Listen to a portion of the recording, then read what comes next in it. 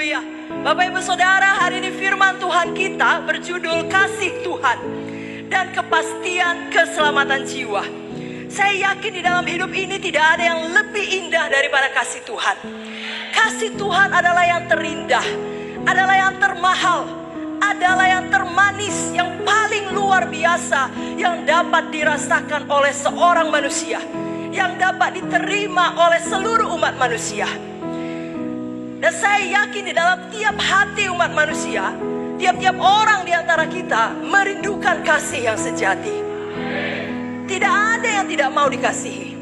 Semua, laki, perempuan, anak, tua, dewasa, siapa saja di dalam dunia ini merindukan kasih. Tetapi sayangnya banyak orang mencari kasih di tempat-tempat yang salah dan berpikir itulah dia kasih sejati dan dapat memuaskan mereka.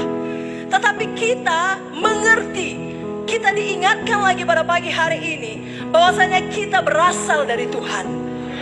Kita memang tinggal di dunia ini, tapi kita tidak berasal dari dunia ini. Kita berasal dari Tuhan, dan satu-satunya yang dapat memuaskan kita adalah kasih Tuhan, kasih pencipta kita. Berikan tepuk tangan bagi Tuhan Yesus. Bapak Ibu Saudara terkasih, biar firman Tuhan pada hari ini membuat kita semua menerima kasih Tuhan. Tidak ada kita yang menolak kasih Tuhan, karena kasih Tuhan itu adalah pemberian. Sama seperti kalau di dunia ini seseorang memberikan kepada kita suatu barang, kita dapat menerimanya atau kita dapat membiarkannya, mengacuhkannya, bahkan menolaknya. Kasih Tuhan telah tersedia bagi kita, dan hanya itu yang dapat memuaskan kita. Marilah pada hari ini kita terima kasih Tuhan. Hari ini sesuai dengan judul firman Tuhan, biar kita juga semuanya memiliki kepastian keselamatan jiwa kita. Jadi bukan sekedar menerima keselamatan jiwa, tetapi memiliki kepastian akan keselamatan jiwa itu sampai akhirnya kita pulang ke rumah kita yang kekal di sorga. Karena memang keselamatan jiwa kita adalah hal yang paling penting di dalam hidup ini. Matius 16 ayat 26 berkata, apakah gunanya seorang beroleh seisi dunia ini tetapi jiwanya binasa? Artinya kalaupun mungkin jika seseorang dapat beroleh seluruh harta kekayaan dunia dan bahkan memiliki popularitas di seluruh dunia ini, namun kemudian dia kehilangan nyawanya, artinya dia kehilangan jiwanya. Dia tidak tahu sesudah dia mati meninggalkan dunia ini, apakah dia mewarisi hidup yang kekal di sorga atau justru masuk ke dalam hukuman yang kekal di neraka. Maka sesungguhnya semua kekayaan, semua popularitas, ketenaran yang dia miliki adalah sia-sia saja. Itulah yang dikatakan di dalam Matius 16 ayat 26 tadi, saudaraku. Apa gunanya seorang beroleh seisi dunia ini tetapi jiwanya binasa? Dalam buku Ibrani pasalnya yang ke-9 ayat ke-27 dikatakan, sama seperti manusia ditetapkan untuk mati hanya satu kali saja, dan sesudah itu dihakimi.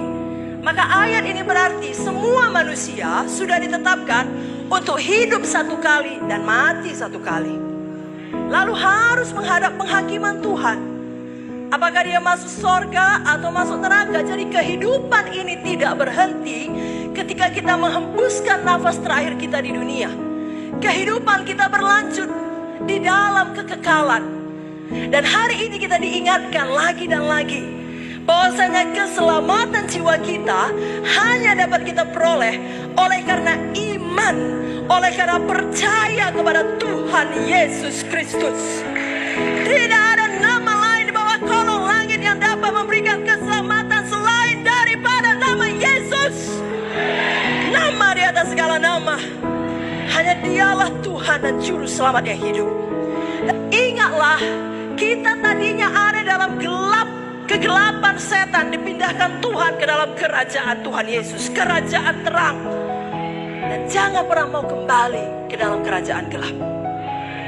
Kolose 1 ayat 13 sampai 14 mengatakan, Ia telah melepaskan kita dari kuasa kegelapan dan memindahkan kita ke dalam kerajaan anaknya yang kekasih.